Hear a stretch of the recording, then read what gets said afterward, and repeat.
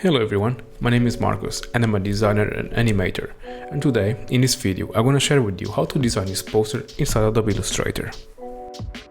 Hello everyone and welcome. So yesterday, I don't know when you are watching this actually, so yesterday for me I designed this poster and it went really well. I posted on my socials and people were sharing it, so I was like really happy about it. And but today I wanted just to share with you how to design one letter, and then you can do all of those other ones by yourself. So I'm going to use the letter A to show you how to make this really cool effect on the letters, and also how to make this like nice glow like thingy. And I'm going to share with you. So let's go. I'm going to start with the background. I'm going to make like same size artboard background. I'm going to make it really dark gray. Something like this. Going to remove the stroke. Then I'm going to lock this layer. Perfect. Now I'm going to select our text tool here and make a new layer, of course. I'm just going to click on an artboard. I don't need to comment on everything. I think you would probably know, but I'm just doing it. I'm going to do like a letter A. I think it's a good example. It's a nice letter. It's the first letter of the alphabet. Oh, how can I scale this? Okay, I'm just going to leave it like that. And then I'm going to use a new, not new machina, I think I'll use Helvetica new in probably bold. Don't know, maybe it was bold. And then I'm going to just select the letter here, try to expand it. Yeah, made it. I'm going to change it to white, like a light gray. And then I go to object. You probably can't see my menu up here because actually I found a way to make my Illustrator icons bigger, so I don't need to change the resolution of my screen every time I record a tutorial, because it's quite annoying and messes up everything. So, but if I go just to, actually I'm going to do it on the screen. What I want to do is actually just expand the letter so I can make more effects on it. So I'm going to right click and then create outline, so this way it's not an editable letter anymore. Not edible, editable. And just going to center it. Perfect. Cool. Now with our letter selected, we go to effects, and then we go to 3D and materials, and then we're going to choose 3D classic, and then extrude and bevel classic. And then here on the perspectives, the presetted perspectives, we're going to choose the front one. And then when we go to the corner, we will highlight this little green corner here, and we want to hold it and then drag it like this. So it just rotates in this angle, which is really cool. Try to find a really nice position for it. And then let's just change the extrude depth to 250. I'm assuming that's how much I use, probably a little bit more. And then maybe play with this a little bit more with the extrude now. And that's it, pretty much it's on 3D. Then we're going to select a letter again. Let's go to object, expand appearance. And then we have our letter in 3D and ready to be colored.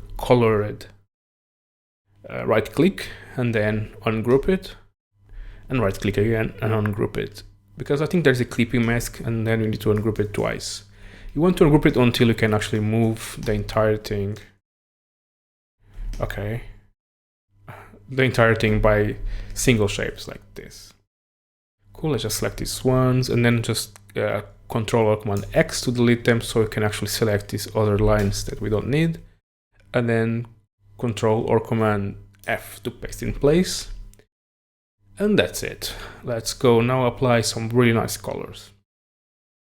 So now there's a moment I need to make a backup. I'm going to make a backup of this shape here. I'm going to Command C, and then going to make a new layer and just paste this new copy here and then lock it and turn it off.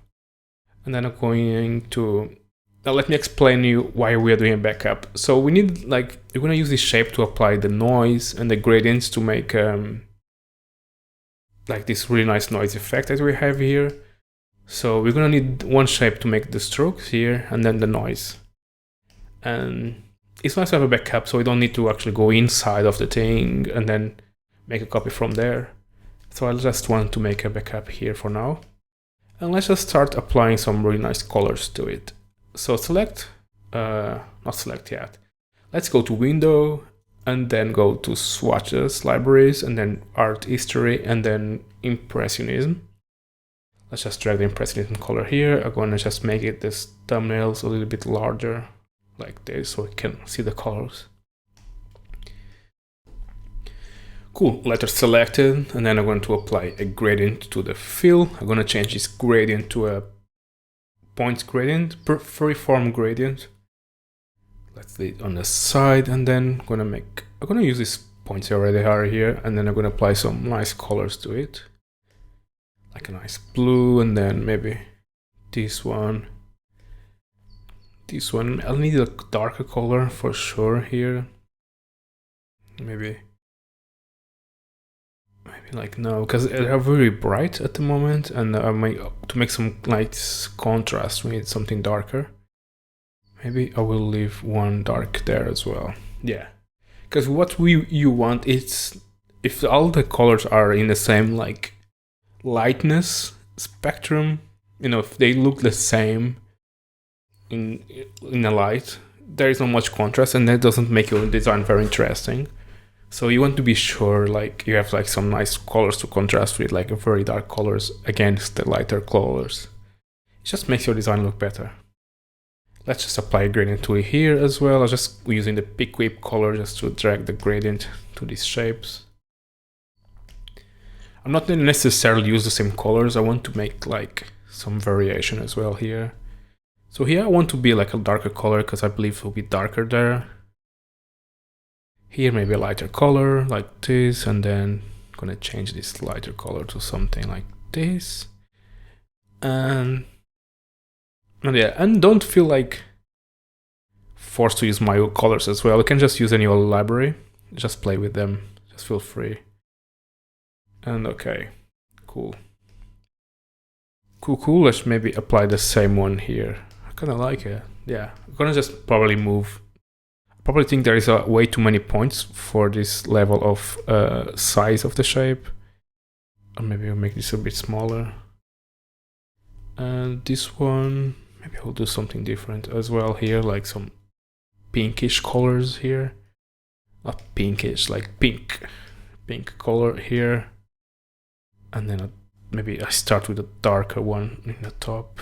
No, actually no, I'm gonna like, oh no, like a nice dark green thing, and then maybe like nice, no, I want some contrast there, and then here I can again have a darker color fading into it. Cool. I think gradient wise we are there, and the next thing we want to do is apply. Let's just apply the noise now, like what I think. No, let's apply gradient with some shadows. So to even add more detail to this, I'm gonna make a copy of this shape here, and then I'm gonna apply gradient again, and I'm gonna use the linear gradient for this one, and using the gradient tool, I'm gonna just change the direction of this gradient so it's darker in the top. Just make sure it's black, yeah, and I'll leave it like this. Then I'm going to select this shape, I'm going to opacity, and then change it to overlay. Overlay or multiply? I think it was one of these ones. I think it was overlay. Color burn? I can't remember, I made this yesterday. Multiply. I should have been more prepared for this tutorial, I'm so sorry. Let's make it 50%. Nice. And let's do the same thing here. Make it there, change the gradient to be on the top there so it's darker. Multiply again at 50%, not 25, 50. Maybe this one is a bit more. So we want to simulate this like ambient occlusion happening here, which is like contact shadows. And do the same thing again. Bam, bam. And then change this to, okay, I need to select it first because I'm still editing it, so it's not letting me to do it. No, wrong menu. Multiply and 50%. Great. Cool. This is pretty much almost there. And like on this one as well, let's just make a copy, Command C, Command F, apply the gradient, change the gradient direction from the top. Yeah, let's just make it from the top, makes more sense. And then apply and multiply at 50%. It's quite dark now on this one, actually. Let me see if I move it to the bottom, if it makes a little more interesting. Yeah, it does. Cool, these gradients are done, and we're going to do is select all this layer that has the gradients, select all of them, and then Command X, make a new layer, apply. Actually not. Let's select all of these gradients layers here that we have the gradient, and then just going to press Ctrl or Command 2 to lock the layers so we can't select them anymore. As you can see now, if you select this layer, you actually select the color layer, not the gradient layer, because it's locked, and you can see it locked here. So the shortcut for that is Command or Ctrl 2, which is really cool. Cool, next let's just select this layer again. Actually, maybe we should use our backup now. Let's just lock this layer and turn our backup on, unlock it. And our new backup, I'm gonna make a copy of it. We're going to delete the interior point using the direct selection tool. And then we're going to click on the fill layer here, invert it to stroke, change the stroke to align inside, and then increase the number to 16. I'm just assuming that was the value I used yesterday. Probably it's a little bit too thick. Maybe I will use a 14. Yeah, something like this. And then let's change this to something different, like a light color as well, but not the same color as we have there. Maybe even like something not so shocking. Cool. And for this loader layer, we're gonna just unlock this one. We're going to Command 2 on this gradient so you can just select the other one. Make a copy. Make 2 copies actually. So you have 1, 2, 3. And drag one of the copies to the side. Select the copy under. And then using the, what's the name of this? Shape Builder tool, holding Alt, we're going to delete one of those copies to make like a fake stroke there as well. And we're going to use maybe the same line. Something like, yeah, maybe this line will be alright. Just to add a little bit more detail there as well. I'm gonna lock the gradient layer here, and then I'm gonna do the same thing here. 2 copies, drag it to the side. Shift M, it's a shortcut for the shape builder tool, but you can just go here and then delete this as well. Okay, why can't I delete this as well? Sorry, have a brain freeze there. Going just to leave this there. Maybe change the color. You play with as many colors as you want. Okay, don't feel forced to use just a limited amount of colors. Just feel free. And same thing here. Did I make 2 copies? No. I'm gonna make 2 copies again. Using the shape builder tool to delete this. Oh, actually, what's going on? I'm not making enough copies. Again, sorry. And then Command Shift, delete it, and make this. Can I? Please, sir? Oh, well, I explained before. I don't know why it's not working now. It's the same process anyway. Cool. And we have this really nice fake stroke around those sides as well. I feel this one is a little bit too thick, so I'm gonna make it a little bit less thick. And cool. So the last thing we need to do is just apply the noise layer in the top of everything. So let's just go here, select this shape again. Command C, Command F. Again, apply a gradient. We're gonna apply the noise on a gradient because it applies only on the blacks and then fades to the whites, which is cool. Going to change the gradient direction here. and then go into effects, texture, grain. See, as you can see, like the grain is way more visible on the darker side of the gradient, and then it fades nicely. So I'm gonna use a type of grain type as steeped at 40 intensity and a 20 contrast. Apply OK, and then I'm gonna use a screen at 20%. Screen blending mode. Sorry, I was thinking about what I wanted to say, but screen at 20%, and it looks really nice already. Same thing here for the letter A. Apply a linear gradient at black and white. Make it maybe from the side here. Select it again, go to effects. The grain is already here, so you can just press apply, saving us a little bit of time, which is really cool. And then I'm going just to apply the screen mode to be the blending mode to be screen. And that's it. Pretty much it, the process. I'm gonna just apply twice on this one. Actually, I need to apply like this. Gradient, change the gradient direction. I'm gonna do the same thing here now. Gradient, change the gradient direction to there. Select them both. Apply grain. Change the blending mode to screen. Make it 20%, so it's not very strong. And this is pretty much it. I'm sorry if you were thinking this was way more complex, but no, it's all about the little tricks in design.